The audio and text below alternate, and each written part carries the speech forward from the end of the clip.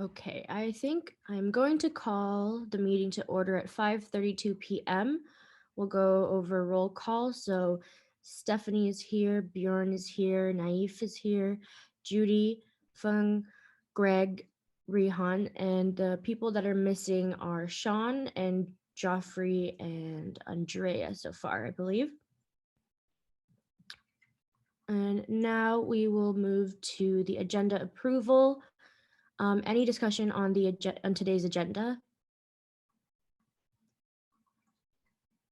Okay, seeing none, we'll start a vote on the approval of the agenda. Can I entertain a motion? Motion to approve. Okay, motion by Judy. Is there a second?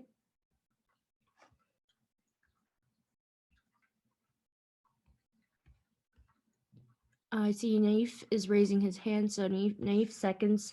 All those in favor of approving today's agenda?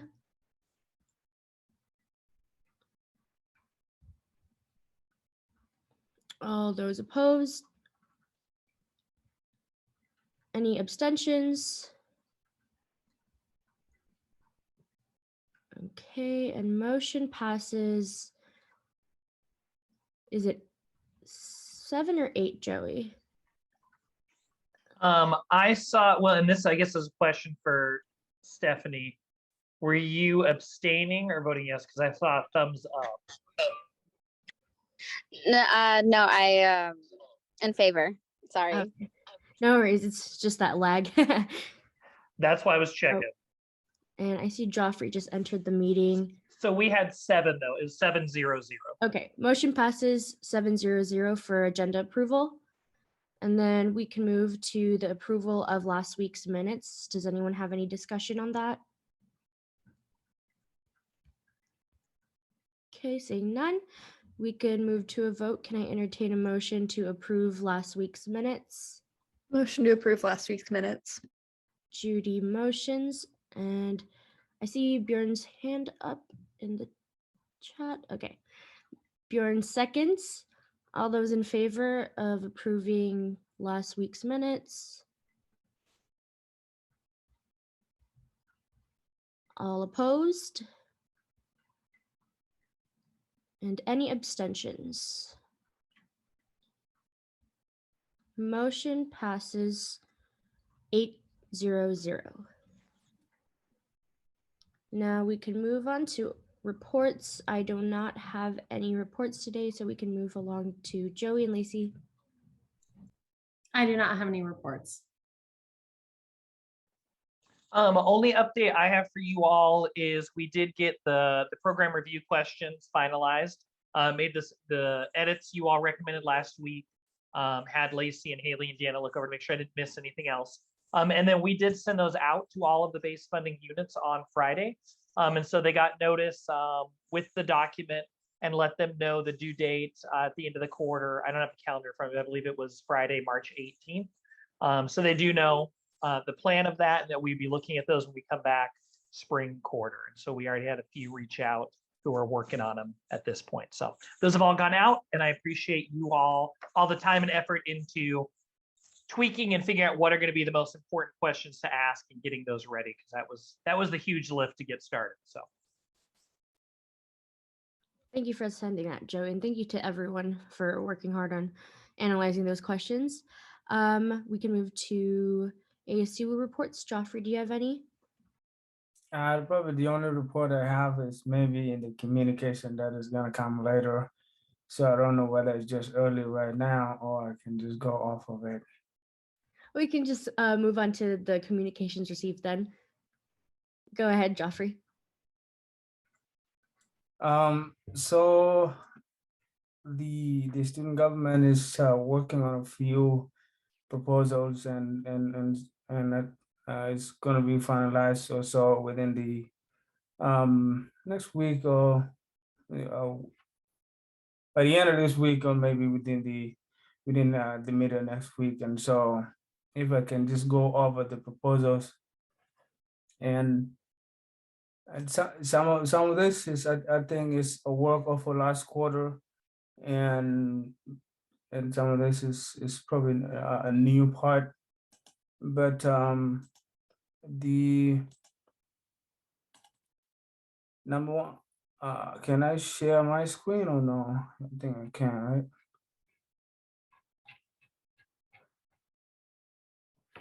So proposal You one, should be able to, Joffrey. There should be the Oh. green little share screen button down at the bottom by chat.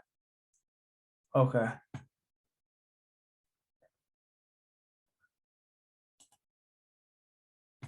And this proposal, I drafted it and sent it to the student government, and then we are on a discussion for it, and it's just in word form. It's nothing fancy. And so the first proposal is, I think, based on last quarter, and last quarter also, there was that discussion of increasing the voting power of students on SNA, and we that recommended.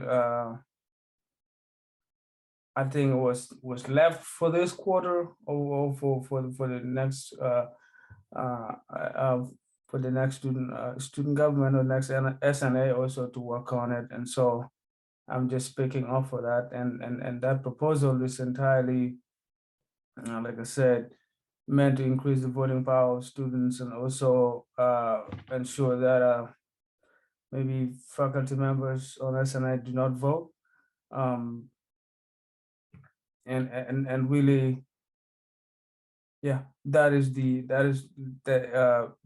main argument, is that the faculty members should act only as advisors to the student government, I mean, to the students here on the committee.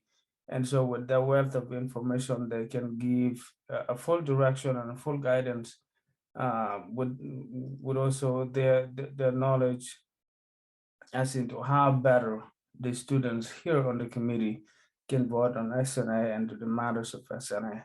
And also, students pay this money, not the faculty members who pay on it. And so the argument here is that because it is so, it should be only the student members who vote, but not the faculty members who vote on the issues here.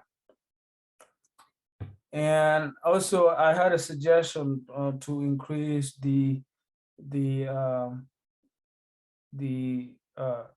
student members numbers to 13. The question over there? I have a question. Yes, yeah. Um, can I have Deanna Carlos's Snapchat by any chance? Can you what? Can I have Judy Brewer's Snapchat? Her Snapchat. It's not a valid piece, I'm Joffrey. 18. Just continue moving. Oh, sorry. I May I please give a Lacey Lampkins a DM?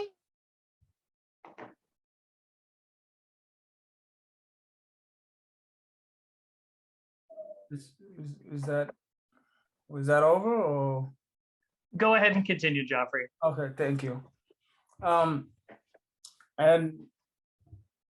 And also I had a suggestion as a part of this proposal that student members be increased, and so to 13 members, and this would involve students from every college and or maybe even departments. And the role here is to create sort of an equitable voice into the I think that is supposed to be student tuition fees related to the SNI fee, and because almost students from every college and department pay to these fees, and so it should not be students picked to to be on the committee, but it should be picked from the college and departments here at the university. To like I said, the main goal here is to create that voice of representation from every college and department.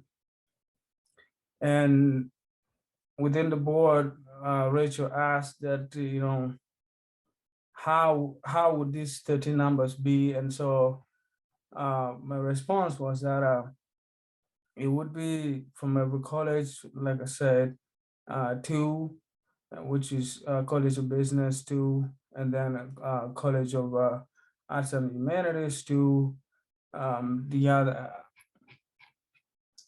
and the College of Sciences, two, honors, Douglas Honors College, two, International Studies and Program is two, and then one, the international, the Center Student Representative also be one. And and also recommends that extensive training really provided to students who wants for students here on the committee. The extensive training would entail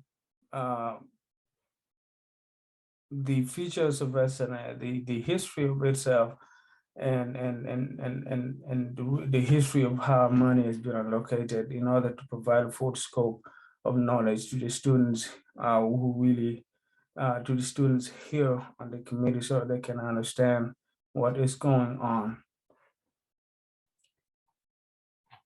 So number two proposal is to change the structure of S&A in such a manner that I think I've shared this with Lacey and Joe before, and it's that it should be only base funded units that come to S&A to ask for funds. Supplemental funds. Now, while this right now might not be the case, I think potentially in the future there's going to be a need for it, and so the goal here is that, as you see from the top here, is for transparency, accountability, and equitable resource distribution, and also reduce the amount of time that people spend here listening to various, for instance, clubs also and orgs also coming to ask for supplemental funds. And so here typically is that we the S&A would only allows best funded units to come to ask for supplemental funds. And let's say, for instance, maybe within the student government itself, is running the office of the Senate is running low on funds. It should not be the office of the Senate that is coming to ask for funds. It should be the entire student government itself, or the ICA, right? For instance, if ICA is if a club within ICA is running out of funds, it should be the ICA that comes to ask for funds. It should not be individual clubs. And probably in the past or so, most clubs probably know about some clubs probably know about more about ICA more than the other. And so the goal here is that all clubs, small or big, should be able to get access to the S&A funds under or through ICA, rather than big clubs coming to ICA and getting funds, but small ones really not being able to benefit. And I would be glad to answer any question at this point in time. Joffrey, since this is just the communications received part, we'll probably hold those. I know the first one you brought up, we have on the agenda here in a little bit, so we'll spend a little time on that one. Yeah. Greg, you have your hand up. I do. Joffrey, may I ask, how did you determine the number of representatives from each of the colleges and each of the groups that you've defined in your proposal? In particular, 2 representatives of our international population and then 2 representatives from the Douglas Honors College. Just trying to figure out, you didn't use ratios of enrollment by the colleges or anything like that, but just trying to figure out why 2 in both those 2 categories. Why two is because, first of all, in case one student doesn't come, there will be a replacement. Secondly, I thought at that point in time it was logical that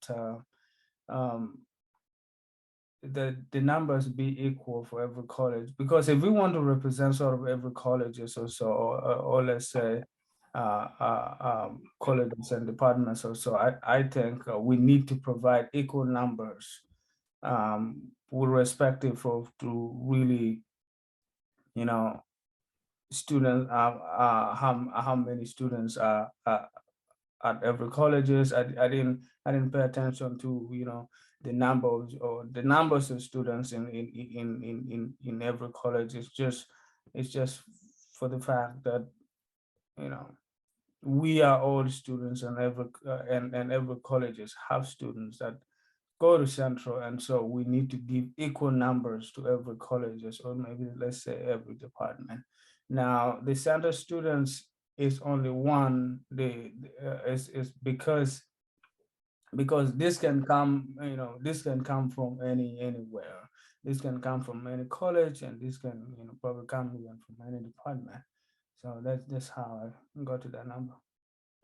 Thank you. Yeah, So I'm so- seeing a couple questions or hands raised. Are we saving questions till new business, Joey, or should we answer some questions right now? I mean, I guess I'd say if they're related to the committee membership, we might want to save them because we have that coming up on the agenda to have a more in-depth conversation on it and to show the other recommendation in there. So if there's other things right now for communications or public comment, otherwise, if you all could save those for probably 60 seconds. Yeah, I had one thing that definitely we can save for later, and then one thing, I agree with the equal representation, just because I think that I mean, I think like as it comes, we could discuss like if maybe some colleges would need a higher number or anything like that. But I think that, like, you know, sort of mirroring like Club Senate or something like that could be a really great way to sort of collaborate and figure out what works as well. So just drawing that connection there. But I agree with Joffrey that equal representation is great, because then it doesn't. I feel like just in my experience with RHA, where it is based on that more or less, you know, or at least it's not systematically, but it tends to be that you have more people involved with more people in your hall. It's just like how it tends to go. And it can be really difficult for the smaller halls. So I feel like with something like S&A, where it is about appointed positions, it would be good to appoint them across the board equally, just to make sure that students, you know, that there's that there isn't like a giant group for one college and then, you know what I mean? Just to avoid that sort of dynamic. Thank you, Judy. And Bjorn, did you have anything to add? Yeah, it wasn't at all about the proposal. It was just a quick question for Joey. There was last week we were waiting on documentation, I think, from Central News Watch. Did that get cleared up, or is it still relevant? No, thank you, Bjorn. We're still waiting to get their updated annual report from them. So once I get it, I'll give you all an update. But yes, I appreciate you circling back on that. Okay, then we can move forward to public comment. If anyone has anything. Seeing none, we can move to new business starting with the S&A policy review process. So this will be relevant with the other pieces we're talking about. So I'm going to go over it first. Is just so you all know the policy that we have, and we went over this during training, right? The university's policy that we have in place. We have a process to go through if we want to review that, which would be changing things like the membership or other aspects of it. That process really could happen in one of two ways for our side of it. We can either do it as a full committee, and we'll talk about it once we have a little bit more, or we can assign a subcommittee who can work on that more frequently and bring that back to the committee for full vote and do some of the details. Either way, any changes to those guidelines and the service activities fee policy, which talks about our membership, which talks about the funding process, the annual reports, all of those aspects, we end up working on that amongst ourselves. The next part's going to talk about that. The next aspect, though, after the committee comes to agreement, so whether we do it combined or we have a subcommittee come and we vote on it, the committee would essentially need to vote and approve the recommendations. Once we've approved those, they actually go two different routes. One route is Joffrey takes those back or takes them to ASCWU to say, here are the proposed amendments or changes to the S&A policy. And then ASCW provides their feedback back saying, yes, we're supportive of it, or no, we're not. Hopefully they would be supportive because Joffrey will keep them up to date on what we're talking about before it gets to them. The other route, though, is that it actually goes up through Greg and myself. Greg would look over them as the Dean of Student Success. And then once we have that, it actually goes up through the university's policy process. And so it goes up to the Provost Council for review. And then if approved, then it goes to the president's executive leadership team and the University Policy Advisory Committee. And then because we're funded and work in the way that we do under the Board of Trustees, is any changes to our policies don't go into effect until the Board of Trustees approves it. And so I say all of that knowing we're going to be doing some work right now on policy adjustments. However, it is a long process in that what we'll likely see won't go into effect until next year. And that's kind of the way that these policies work. And so ideally, we'll have our side of it done so it can move through the university's process by the start of spring quarter and get to Board of Trustees for their spring meeting or their early summer meeting. So next year's committee can look at it. I say that is because this is kind of the way the process works, is where it goes, and why we're going to talk about the recommendation from last year's ASCWU, because it came at the end of last year to where they knew there was not the time to review and go over that. With that, though, I mean, I'm going to jump into the next one, but are there questions about the process? In my mind, it's pretty straightforward, but I deal with policy adjustments all the time. Awesome. And so when we talk about what all we want to look at, we can decide, and it can shift, right? Whether we want to defer something to a subcommittee to work on it or just keep it at our regular business meetings.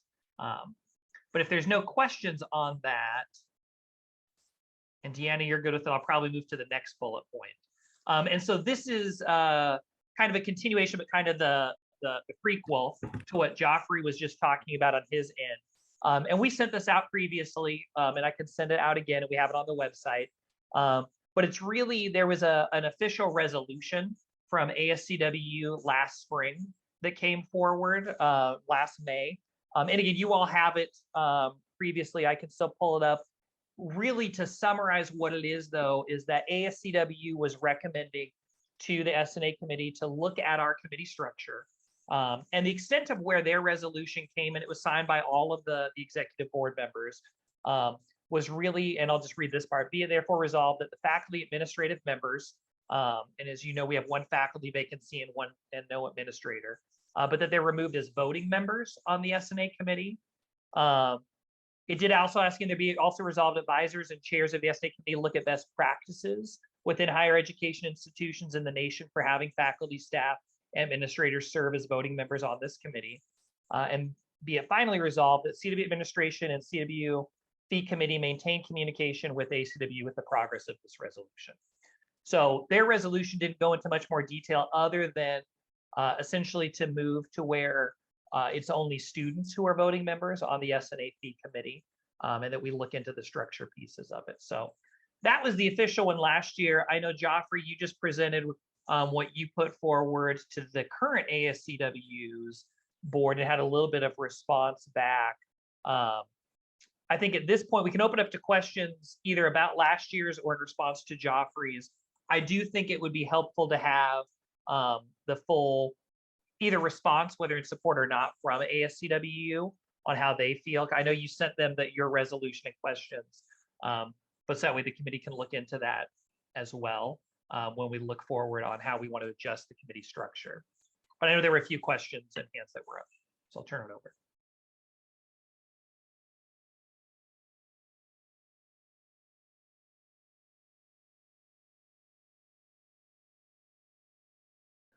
Go ahead, Greg. Just back to the membership part, the one that Greg brought up also. And just to point out that students in Douglas Honors College and International Studies are actually majors in some of the other academic colleges. So they don't have their own major. So, there are multiple students that are in honors that are philosophy and art and business. And so they're all over the place. So it's not, if the point is to spread that out through the colleges, those are a little bit different population.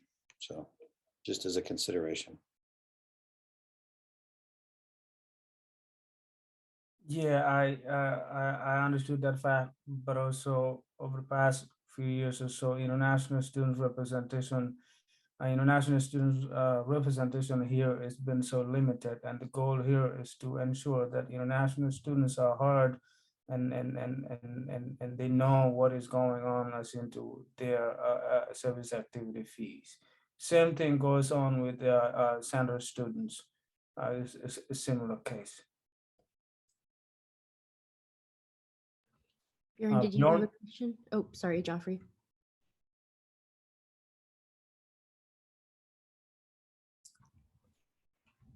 Did you have something to add, Joffrey?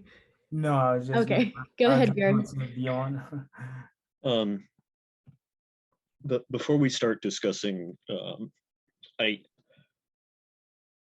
it seems to me that the proposal has two parts, one about student membership specifically and one about faculty membership.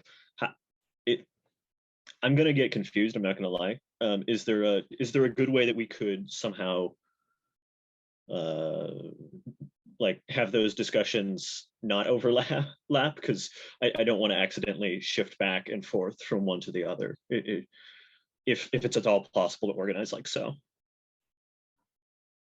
Go ahead, Joey.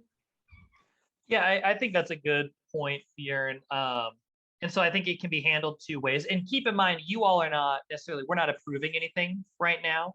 This is the discussion because we will either as a committee work on making the changes directly or having a subcommittee work and bring forward the recommendations. So I think it would be helpful before we go down, and I think logically to have the discussion regarding the faculty positions first. Because the caveat of the increasing student membership was based on those positions being removed as voting. So I think having discussion, talking about your all's thoughts in terms of the recommendation, both for the Joffrey put forward to this year's ACW, as well as ACW's resolution last year on removing the non-student as voting members within that. And then we can go into talking about student representation.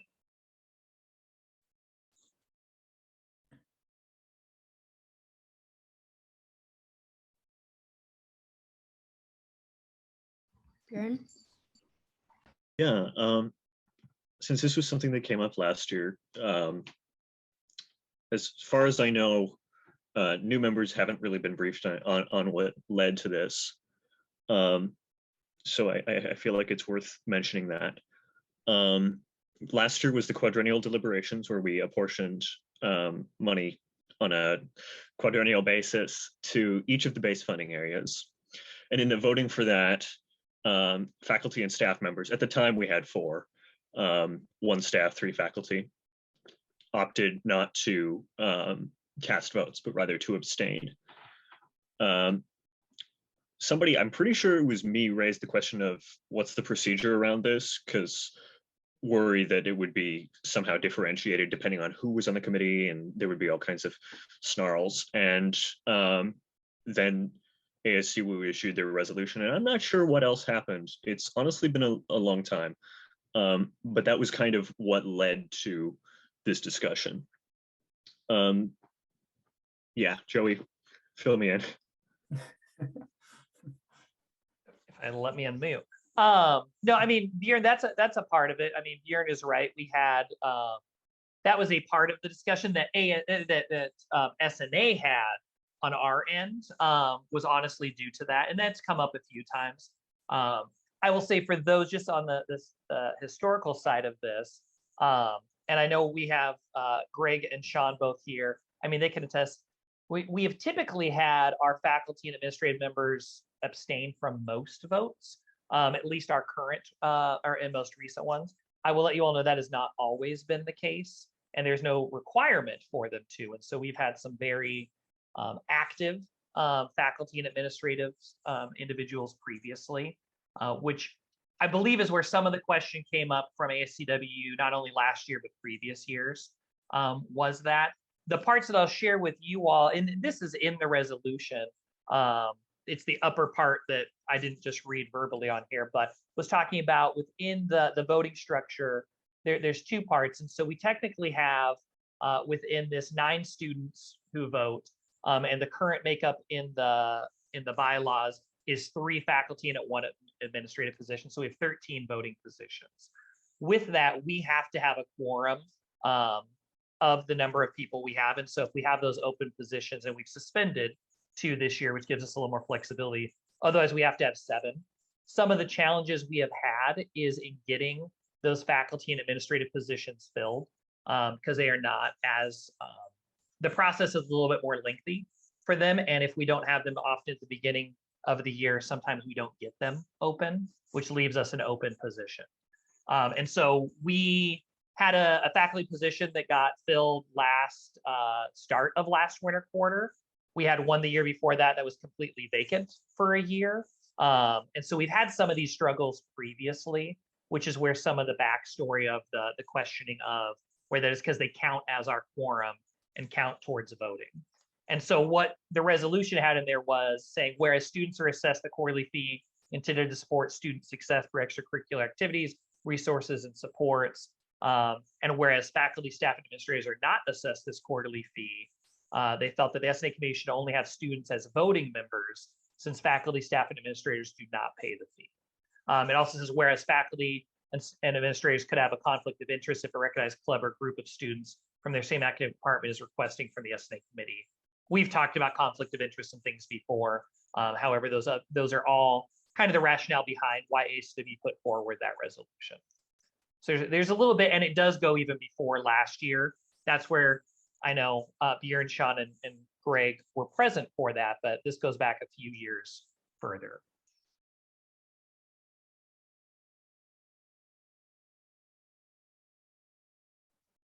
And I think Greg Schlinger had his hand up at some point in the middle of that. I'd hate to call him out since he turned his camera off, but just so you know, Deanna. Yeah, I saw Greg's hand too. Go ahead, Well, Greg. we've gone so far away. I was just that in what Joffrey presented also was something about how students would ask for funds, and that, so there was also that piece. So we had the faculty piece, the membership piece, but there was also that part about how students would request funds. And I mean, I realize we're not even open to requests now, but it just seemed like that new proposal was only really if you're a member of a club. So what about individual students? Or, I mean, and just something to throw out there for you all to consider, Joffrey, as you are working on that document. And maybe And that's no, that's a good point, Greg. The part I would say though is that was really Joffrey sharing that as communications received he sent to ACW. We're not discussing that proposal. This is really just about the membership from the resolution from before. So, but good point to bring up for Joffrey to think about. Yeah, that was sort of proposal 2, and it's left for another time.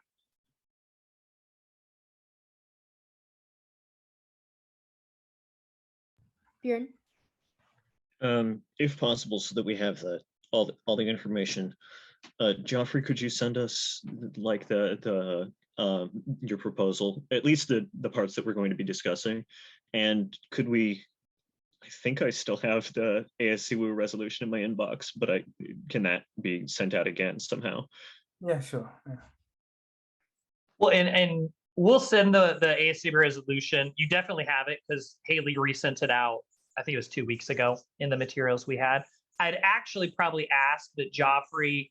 I mean, you can share with the committee what you sent, but I think if we could have a resolution from the current board, so it has all of them within that would probably be the most up to date. So in case there are changes that you all as a board decide to make to that, we can see what the final resolution is and look at those. But is there any, I mean, going back to the for your all's sake, and again, we're not voting, this is just the preliminary conversation.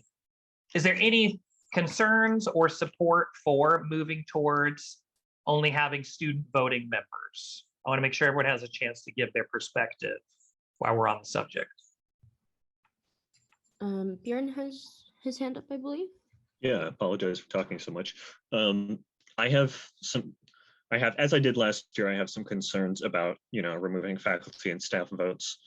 I personally felt that faculty especially have the institutional memory that students, because I mean, on average, they graduate in 4 years, and on average, they usually don't join as freshmen and stay their whole career. Faculty usually have longer terms than students and provide that institutional memory.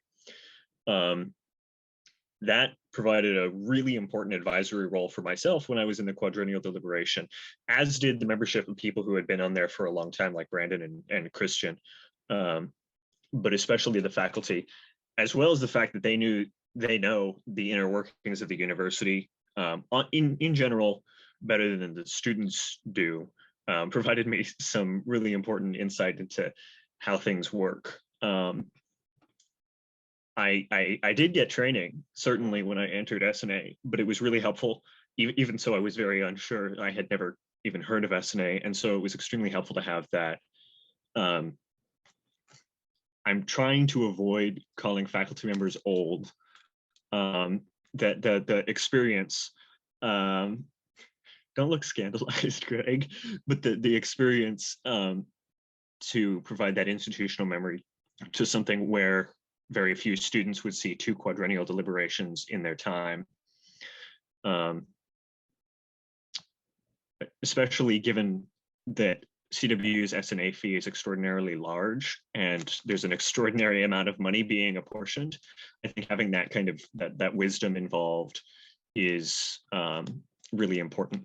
It was, I mean, a lot of times students will come back to the committee, so they do have that memory, but rarely for more than 1 quadrennial cycle.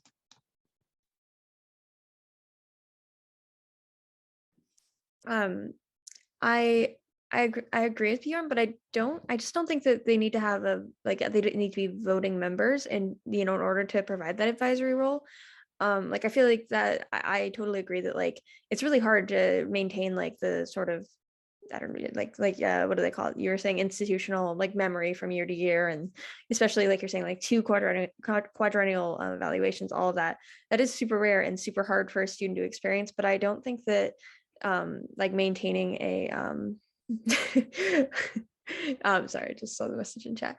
I just don't think that being a voting member is a necessary part of providing that advisory, and that we could always just create more platforms for students to feel empowered to ask questions and things like that, because I feel like a major part of not understanding is not asking when you don't understand. And I feel like that's universal across committees, classwork, anything like that. And so just creating an approachable experience to asking questions to get to know more about the committee and really be informed.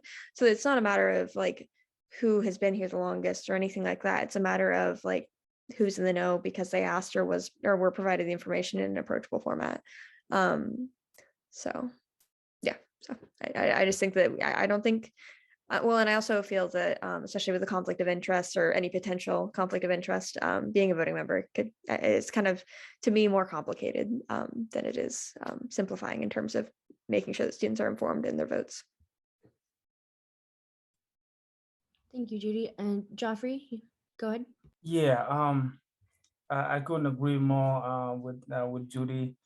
I think the wisdom of the faculty advisors, long time memory and long time knowledge into the matters of S&A. I think the main goal here should be to equip the students and challenge them to make the right decision as in relating to how best they can vote for the issues here on the committee.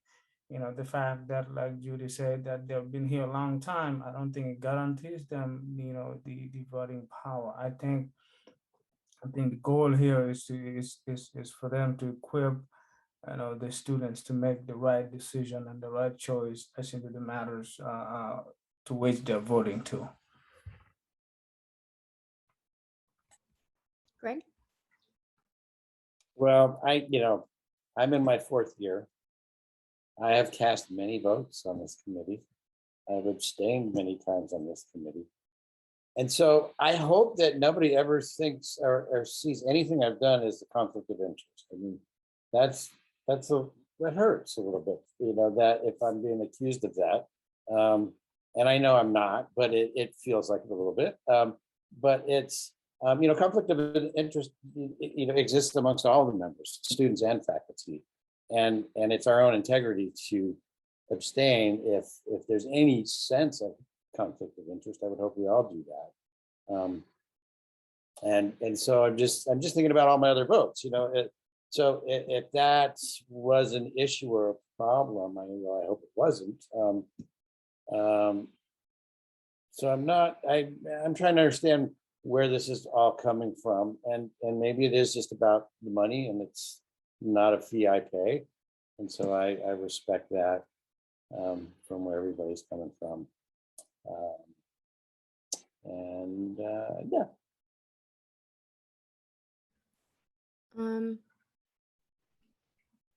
Lacey, were you gonna raise your hand? Or sorry, Bjorn. Yeah.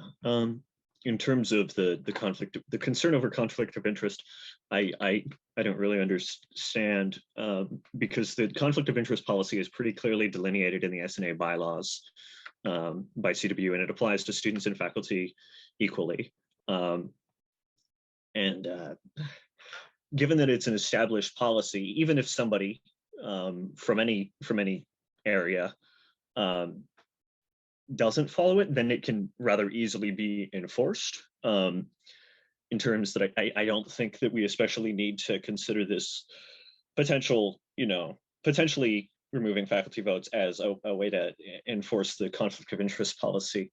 Could also come up with a student. Given that it's already delineated, I don't think it's a whole lot of I don't think it's all the salient problem here. The other thing I was wondering, in terms of relegating faculty to advisory roles, on paper, that sounds viable. I would be interested in, I feel like it could probably go wrong, as it would be considered an ex officio voting position or non-voting position, by my understanding. And I would be interested in seeing the responsibilities, the rights and responsibilities clearly delineated, so that I don't want faculty to feel like they can't speak up lest they be influencing the vote. I don't want them to, I want it to be relatively clear how they can help S&A, regardless of what this decision comes to, if that makes sense. Judy. Yeah, I just wanted to reiterate that any conflict of interest, that's sort of like a secondary issue. That's sort of something that when I think about it, I'm like, well, and yet it does apply to students and faculty, but the fact that students pay the fee and faculty don't, and all of that, I don't know, I just feel that it's it's a supplemental part of my reasoning. It's not like a primary concern at all. It's just something that's sort of it just adds on to my reason with that. And in regards to how an advisory will work out, yeah, absolutely. I think that we need to just outline maybe examples or ways, and then leave a generalized understanding or sort of statement as to how they can help, something support students and make sure they're, to make sure they understand the entirety of university processes when making decisions regarding the university's S&A budget, things like that. And then leave it open-ended, and maybe with parts here and there with influencing votes. My only concern is that if we're concerned about influencing votes, but they in favor of in a rebuttal to saying that just capturing my thought here. Basically, if it's either they are a voting member, meaning they're a substantial portion of the vote, or they're influencing the vote. I just see that as I don't know. I think it's equally as impressionable to be a voting member as it is to potentially influence a vote, when there could be processes in place to prevent that from happening. We'll go with Stephanie and then Lacey. I just want to recognize faculty. I think they have played an important role within S&A. I mean, this is my first time sitting on this committee, and I think Greg, you brought in like a lot of perspective, and it's a different perspective from what students have, and it's really helped me like navigate throughout this whole thing. So I recognize that, but I also think it's important to recognize that even currently there's an open seat available, and there's not a faculty fulfilling that. And I think maybe it'd be best to have faculty be non-voting members, or I don't know if it's a possibility that we can reduce the seats that faculty can have, because I do think they do have an important role in this, and they do give plenty of perspective that's different from students. But at the same time, like, I don't know, I think Joseph said it, that there have been previous years where faculty don't take up certain or all of the seats that are there for them to take up, and I do think that those seats can be given to students at least. But yeah.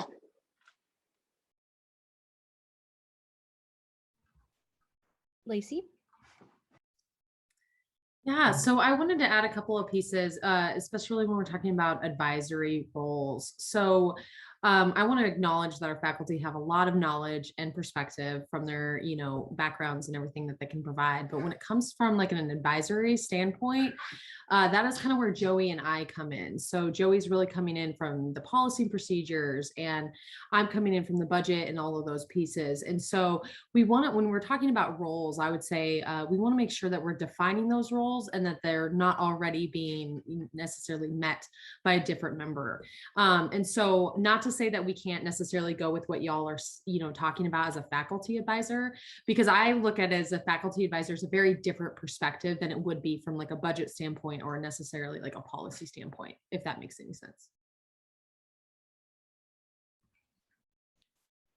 Bjorn? Yeah. Just clarifying, because Stephanie, you raised a point that I wasn't 100% sure about. Am I correct in that there's the vacant faculty position, the vacant staff position this year? Am I correct in that the faculty position has been unfilled because faculty senate voted to, pending these discussions, not fill it? It's yeah. Technically, to answer the question, the faculty position is vacant because the assigned faculty member resigned from the committee. So I guess a context for you all to know, student positions are for 1 year, as hopefully you all know on your appointment letters. Faculty positions are for 4 years, staggered, and the staff position is there's not necessarily a set date in our policies, but they're often for at least 4 years that can be renewed. The challenge we have had is we have had faculty who leave partway through their term, which is what happened with the current vacancy. Sean, do you have something to add?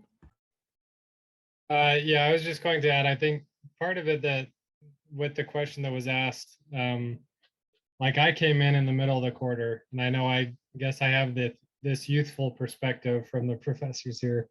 But a lot of time with these committees, so even for S&A, you have to wait for some kind of appointment from the provost, right? And that can, just like in higher education, as everything is, that can take a really long time. And so even with my appointment last year, I probably should have started in the fall, but I did not get the appointment until the middle of the winter quarter last year. And then my assumption is very similarly the same thing here. I mean, Greg might know some more information on that, or either one, but that's part of it too. So there is potential that it could be filled. I don't think it's a faculty senate thing. I think it's the appointment from the provost in that case.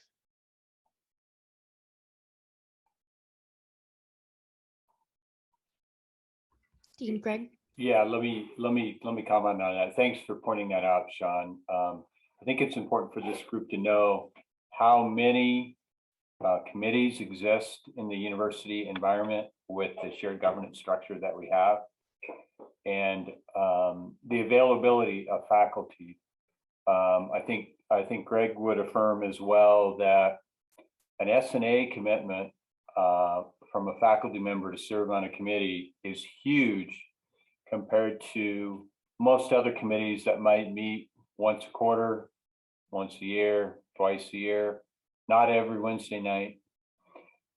It's a pretty substantial commitment for a faculty member outside of their research, teaching, and scholarly activity that they're involved in as a part of their profession.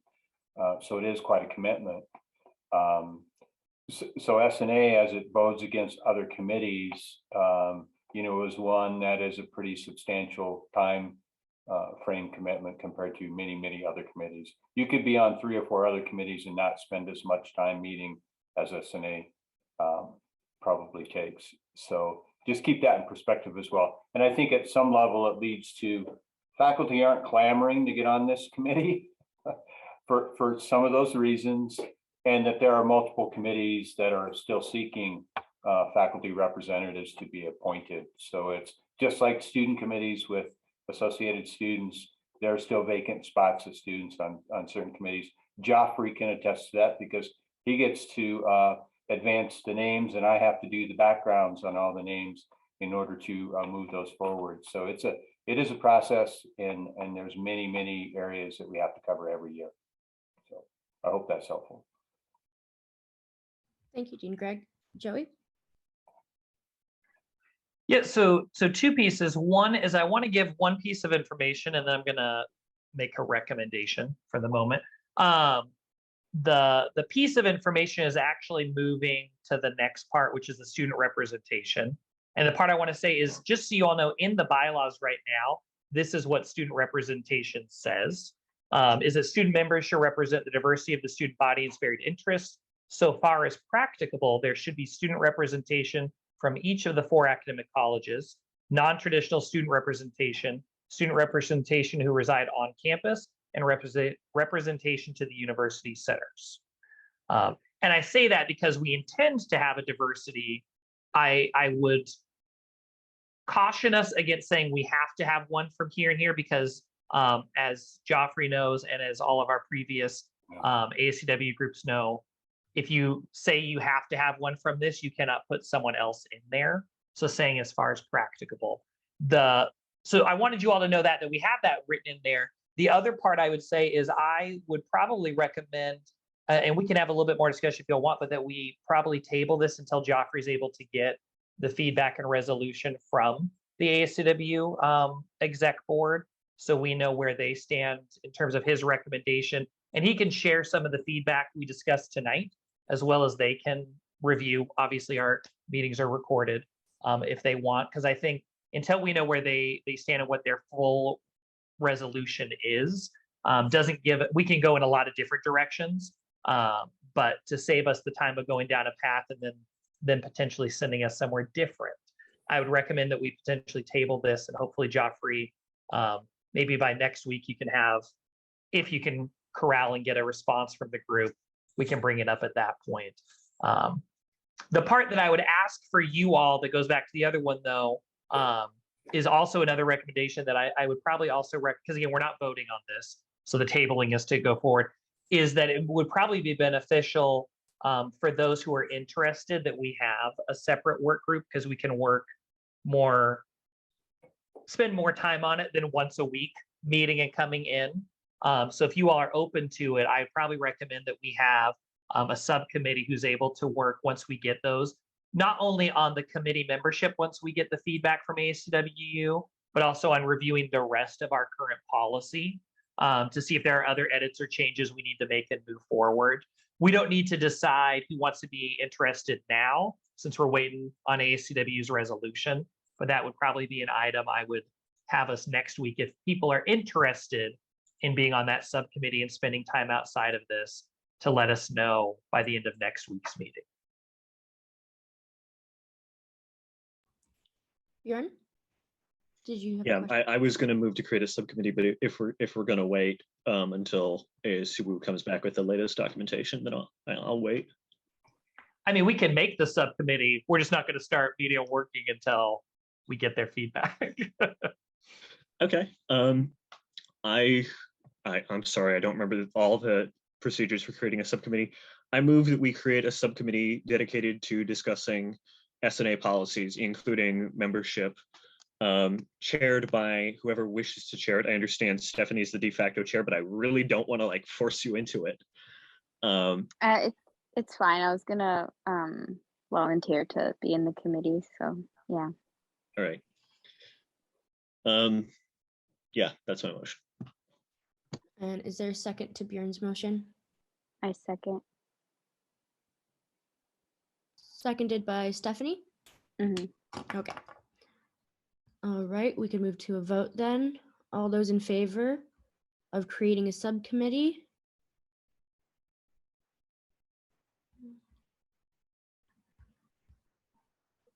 All opposed? Any abstentions? And Joffrey, did you abstain? No? Okay. Motion passes 9-0-0. 8-0-0. My bad. 8-0-0. And so I'd say for that, and again, we'll touch base next week. If you want to, in the meantime, you can send an email to me.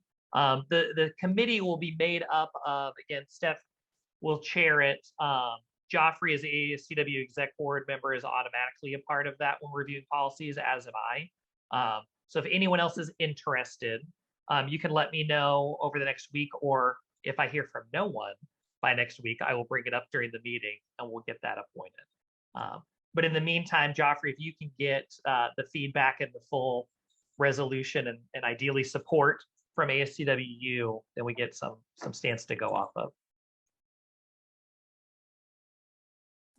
Will do.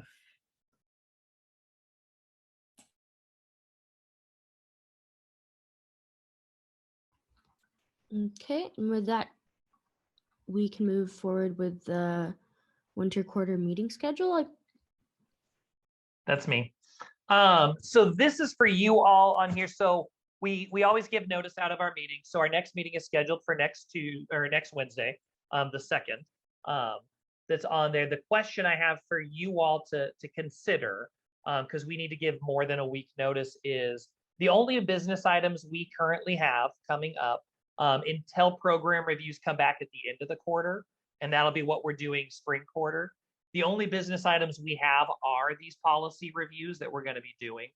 And so to put out for the discussion whether or not you all want to continue meeting weekly, because really, especially with the motion to create a subcommittee, they'll do most of the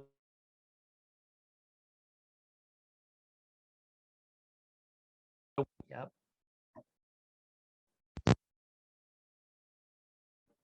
We'll do this.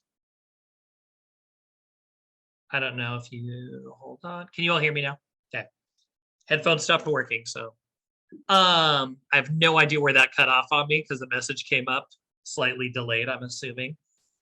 So the question was whether or not we want to discuss moving our meetings from weekly for the rest of winter quarter to every other week or not. So we'll still have the one on February 2nd because we have to give more than a week notice.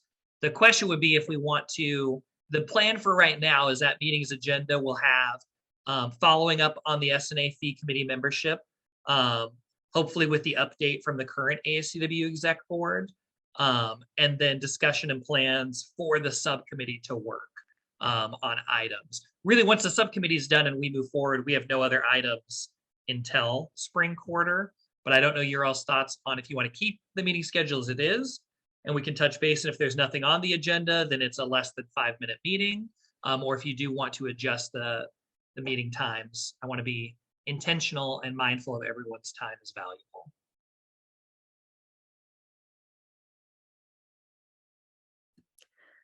I think that we should, just for the sake of like public comment, and if anyone was planning on going to S&A to bring anything up, that we should maybe, it's hard to tell. I mean, I get like, because having those 5-minute meetings or things like, I guess, yeah, just holding a 5-minute meeting and maybe sending out to any interested parties if they, I guess, putting it out there for interested parties to contact ahead of time, and that way we can, you know what I mean, be in the know and be here to hear what, you know, they want to present.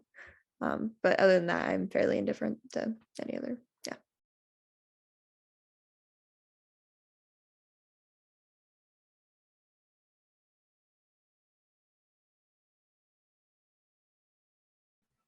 Bjorn? Yeah, I support Judy's suggestion.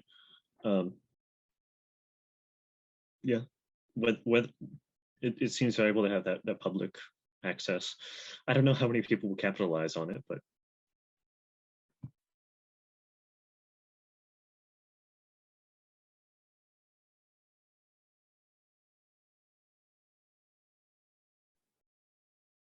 based on that, we'll keep them where they are then. And again, because really the reality is if we next week decide that we still have to have the next week's meeting no matter what, and then change it at that point, but put it on the table at that point. But as it continues now, it looks like you're all comfortable. We'll still have regular meetings, knowing there may be meetings where there's no business, where we still need to show and approve the minutes for the previous meeting, those brief business pieces. So, yep, that's all I got. All right, thank you, everyone. Looks like there is no old business on the agenda, so we can move along to second call for public comment if anyone has anything to add. Greg? Yes, as chair of the university's art selection and collection committee, I will be looking for a student member for that committee. Oh, Joffrey, I'll send you an email because I need a student on there. So if anybody's interested in that, ideally, your student appointments, but we're about to select art for the state collection for Nicholson renovations, and I need somebody that'll be here next year to continue because that process is a long process. But it's really fun. So if you know anybody out there that's interested in participating and spending $300,000 of state money. I have students on the list already. I will send them to you. Okay. Yeah. Yeah. I just was curious, what day and time you all meet? It varies. Right now we're Friday afternoons at 1 as we're working on the art piece right now for the health sciences building. It's about to open. So, but we have to work with the state arts commission too. So it's a little bit up to them. But Quick question: how many students do you need? Just one. Okay. Just one. I appoint an art student to be part of it also. So there's 2 students on that.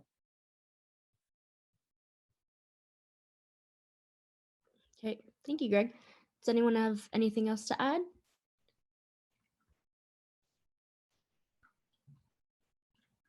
Sorry, I was just reading the chat. If not, we can move to adjournment. Can I entertain a motion to adjourn today's meeting? Motion to adjourn. Motion by Judy. Is there a second? Rehan seconds. All those in favor of adjourning today's meeting? All opposed? Any abstentions? Motion passes 8-0-0. Thank you, everybody. Oh, and the meeting is adjourning at 6:36 for Haley watching this later. Have a good week, all.